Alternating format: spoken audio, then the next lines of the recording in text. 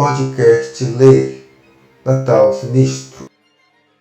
Olá, tudo bom? Sou Rai e estamos começando mais um podcast Ler. Hoje trago para vocês contos sinistros de Natal. O Natal está chegando, o fim de ano está chegando, mais um fim de ano e nada melhor do que comemorar ao estilo terror, mas um Natal que se aproxima. Curta, compartilha, comente, inscreva-se, ative o sininho, você que está nos vendo no YouTube. Inscreva-se aqui no canal do podcast, aqui no Spotify. Adquira os livros do selo Sinfonia Cultural, links na descrição. Contribua com o nosso trabalho e entre em contato para parcerias, e-mail para contato, parcerias e para chave Pix para contribuição. A partir de R$5 mês você tem benefícios exclusivos. Muito obrigado.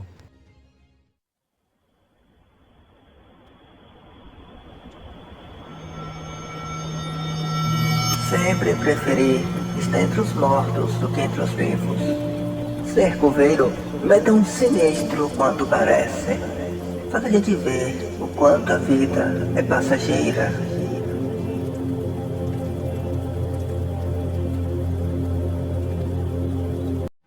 Meu nome é Jonas e eu moro no interior do Rio Grande do Sul com meus pais. Hoje vou contar uma história que minha mãe compartilhou comigo há alguns anos. E olha, foi algo tão marcante que me arrepio toda vez que me lembro, ainda mais nessa época do ano.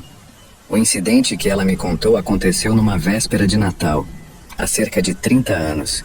Naquela época eu tinha só 5 anos e não me lembro de nada. Acredito em tudo que minha mãe disse, pois ela não teria motivos para mentir ou inventar uma história dessas. Naquele Natal, grande parte da nossa família estava reunida na casa onde eu e meus pais moramos atualmente. Estavam lá meus tios paternos, meus primos e meu avô materno que ainda estava vivo. E olha, ele adorava essas reuniões familiares. Apesar de sua idade, ele sempre se tornava o centro das atenções. No entanto, aquele ano as coisas estavam um pouco diferentes. Era o primeiro Natal sem minha avó materna, que tinha falecido de câncer há quase um ano. O clima, segundo minha mãe, estava mais contido. Todos tentavam manter o espírito natalino com risadas e comida farta. Mas havia uma sombra no ar, pois todos ainda sentiam falta de minha avó. Por volta das 2 da manhã, a festa já tinha praticamente acabado. Meus tios e primos tinham ido embora, e meu pai e eu dormíamos no andar de cima. Foi aí que algo aconteceu. Algo que até hoje ninguém conseguiu explicar. Ela disse que enquanto meu pai havia me ido para o quarto comigo para me fazer dormir, e acabou pegando no sono também. Lá em cima nós dormíamos tranquilamente. Minha mãe, minha tia e meu avô ficaram na cozinha.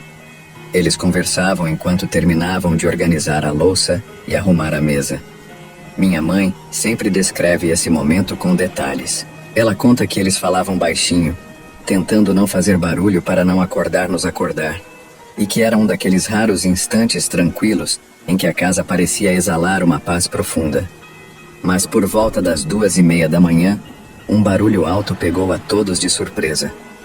Segundo minha mãe, parecia que algo pesado tinha sido jogado no chão da sala com muita força.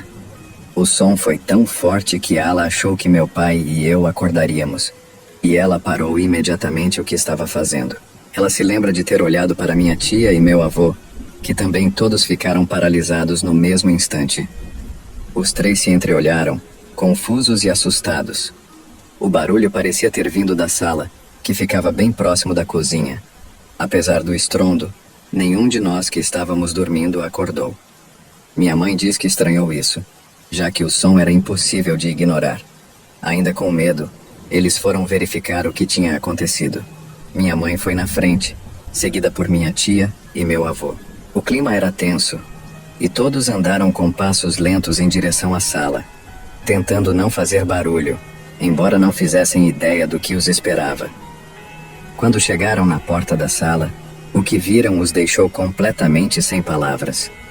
A sala estava completamente escura, iluminada apenas pelas luzes do pisca-pisca da árvore de Natal, que piscavam de forma intermitente. Mas a visão que se revelou quando acenderam a luz fez todos pararem espantados na porta.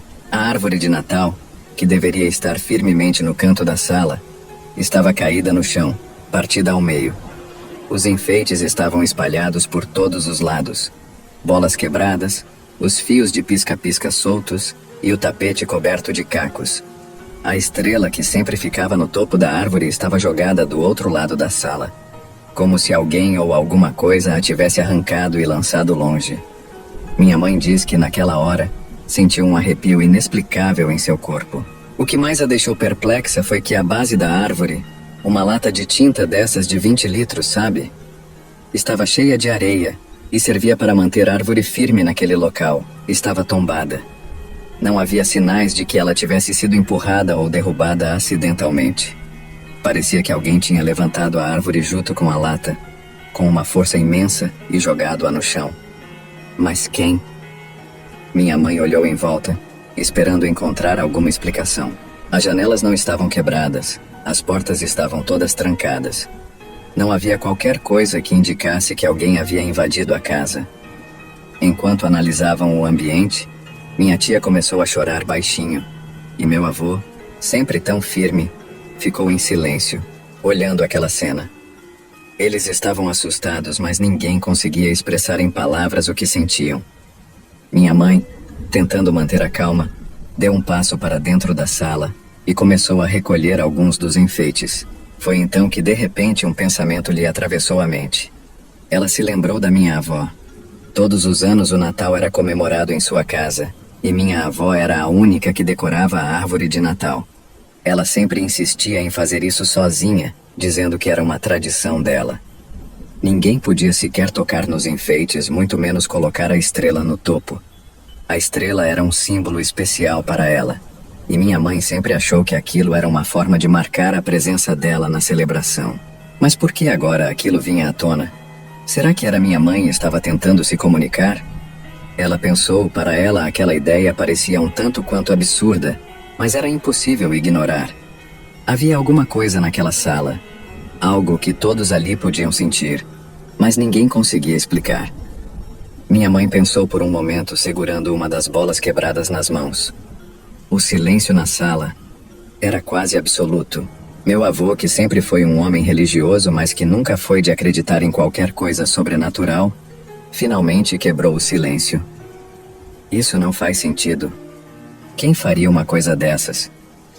Minha mãe olhou para ele, mas não respondeu.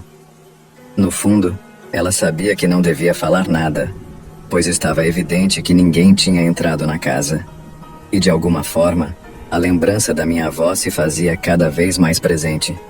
Ela sentia quase como se minha avó estivesse ali, na mesma sala que eles. Minha tia, ainda chorando baixo, falou: "Você acha que foi ela, a nossa mãe?" Minha mãe quis responder, mas não conseguiu. Não fazia sentido acreditar nisso, mas o pensamento era insistente. Ela se lembrou de como minha avó cuidava da árvore com tanto carinho, quase como se fosse um ritual sagrado. Agora, a árvore destruída parecia algum tipo de mensagem, algo que eles não conseguiam decifrar completamente. Mesmo com o medo e a incerteza, minha mãe começou a recolher os enfeites, tentando reerguer o que sobrou da árvore. Mas nada parecia trazer a paz de volta. Algo estava diferente naquela noite, e todos podiam sentir isso. Depois de muito esforço, eles conseguiram colocar a árvore de volta no lugar. Os enfeites que ainda estavam inteiros foram recolocados, e a estrela foi posicionada no topo. Mas o sentimento de inquietação continuou. Eles terminaram a arrumação quase em silêncio, sem trocar muitas palavras. Minha mãe conta que desde então, toda vez que ela decora a árvore de Natal, ela tenta replicar exatamente como minha avó fazia. Para ela, é uma forma de manter sua memória viva, e talvez evitar que algo semelhante aconteça de novo. Mas no fundo ela sempre se perguntou: será que foi mesmo minha mãe? Será que ela quis deixar algum tipo de recado, lembrando-nos que ela ainda estava conosco? Ou será que foi outra coisa, algo que ela nunca poderia entender? Essas perguntas nunca tiveram respostas. Até hoje, cada Natal vem com uma pontada de mistério e medo. Um lugar de lendas vivas. Folclore e simplicidade moram juntos. Lendas vivas de realeza. Saga Angra, Sinfonia da Noite. Todas as versões disponíveis impresso e digital na Amazon e Wiclap. Lançamento Sinfonia Cultural. Conheça também Angra, Rainha de Fogo, disponível também na Wiclap e Amazon Kindle. Meu nome é Bruna, e a história que vou contar não aconteceu diretamente comigo, mas com meu irmão Mário e um grupo de amigos dele há alguns anos, em um Natal que eles nunca vão esquecer. Decidi relatar porque Mário me contou com tantos detalhes que não consegui parar de pensar nisso desde então. Meu irmão e seus amigos foram convidados por Marlon, um amigo de infância que havia se mudado para uma pequena cidade com os avós depois que seus pais morreram em um acidente. Foi uma tragédia que marcou a todos, porque Marlon sempre foi o centro do grupo, a alma das reuniões. Quando ele insistiu que fossem para a festa da cidade, disse que sentia muita falta deles e que seria a melhor maneira de revê-los depois de tanto tempo. Mário me disse que a princípio não tinha certeza, porque era um lugar distante e ele não conhecia bem a região. Mas no final todos concordaram que seria uma boa ideia. Marlon precisava de apoio, de companhia, e além disso fazia muito tempo que não se encontravam. Assim, os 5 amigos organizaram a viagem e chegaram cedo no dia da festa. Marlon os recebeu emocionado, e Mário disse que, no começo, tudo estava muito bem. A cidade era pequena, mas interessante, e a casa dos avós de Marlon estava decorada com luzes e muitos enfeites de Natal, que davam um toque muito acolhedor e familiar.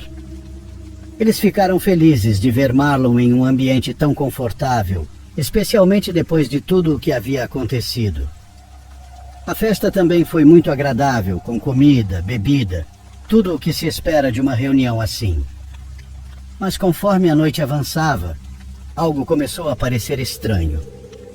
Mário não sabe exatamente como descrever, mas era uma sensação compartilhada pelo grupo, um desconforto sutil, como se algo dissesse que eles não deveriam estar ali.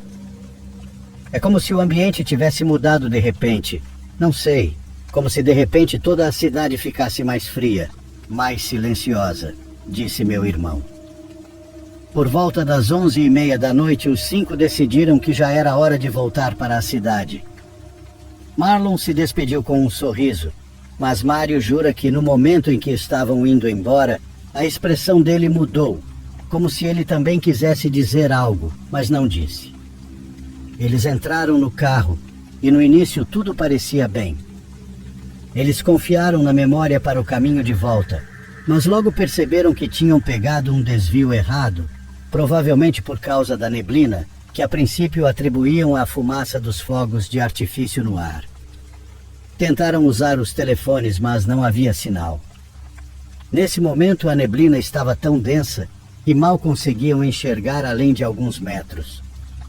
Mário me contou que ele e os amigos começaram a brincar para aliviar o clima, dizendo que a neblina parecia de um filme de terror, mas no fundo todos estavam nervosos. Foi então que ouviram cânticos natalinos. A música vinha de algum ponto à frente, ressoando através da neblina. Era uma melodia familiar, o típico coro de Natal, e isso os tranquilizou um pouco. Pensaram que talvez estivessem perto de outra festa e que poderiam pedir informações para sair dali. Seguindo o som, chegaram a uma pequena capela iluminada no meio do nada. Mário disse que a cena era estranha, como se a capela fosse nova, quase fora de lugar em um caminho tão solitário. As luzes quentes que emanavam das janelas transmitiram alguma confiança, e um dos amigos sugeriu que se aproximassem. Quando descemos do carro e nos aproximamos mais, foi quando tudo ficou estranho, disse Mário. Pelas janelas, eles podiam ver pessoas lá dentro, mas elas não pareciam normais. Estavam vestidas com túnicas escuras e seguravam velas nas mãos. O mais estranho, segundo Mário, foi que os cânticos, que antes pareciam alegres e familiares, agora soavam perturbadores. As vozes pareciam deformadas, e a melodia tinha um ritmo estranho, quase como se estivessem invocando algo. Um dos amigos sussurrou: "Isso não é uma festa. Vamos sair daqui." Quando tentaram voltar para o carro, as luzes da capela começaram a piscar, e Mário jura que viu uma das figuras se virar para eles, embora ele não conseguisse ver o rosto dela. Eles entraram no carro o mais rápido que puderam e saíram, mas a neblina continuava tão densa que mal conseguiam avançar. O pior, segundo Mário, foi que os cânticos não paravam, por mais que se afastassem. Continuávamos ouvindo, como se eles estivessem nos seguindo. Nunca vou conseguir explicar o medo que sentimos naquele momento, ele me disse. Eventualmente chegaram a um ponto onde conseguiram sinal no telefone e, ao olhar o mapa, notaram que tinham duas opções: voltar pelo mesmo caminho ou fazer um desvio de 40 minutos por outra cidade. Ninguém quis passar pela capela novamente, então decidiram pegar a segunda rota, mesmo que isso significasse mais tempo no carro. A neblina e os cânticos os acompanharam por mais algum tempo, mas eventualmente tudo voltou ao normal. Quando finalmente chegaram à cidade, ninguém disse uma única palavra. Simplesmente se despediram e foram para casa. Mário me confessou que desde aquela noite nunca mais visitou Marlon e que nem ele nem os amigos voltaram a falar sobre o que aconteceu. Não sei o que vimos, Bruna, mas a única coisa que sei é que nunca quero voltar àquele lugar. Foi isso que ele me contou.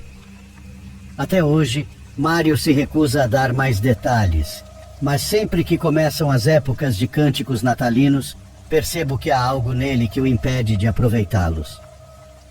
É como se ele sempre voltasse àquela capela, como se ouvisse novamente as melodias que, segundo ele, escondiam algo terrível.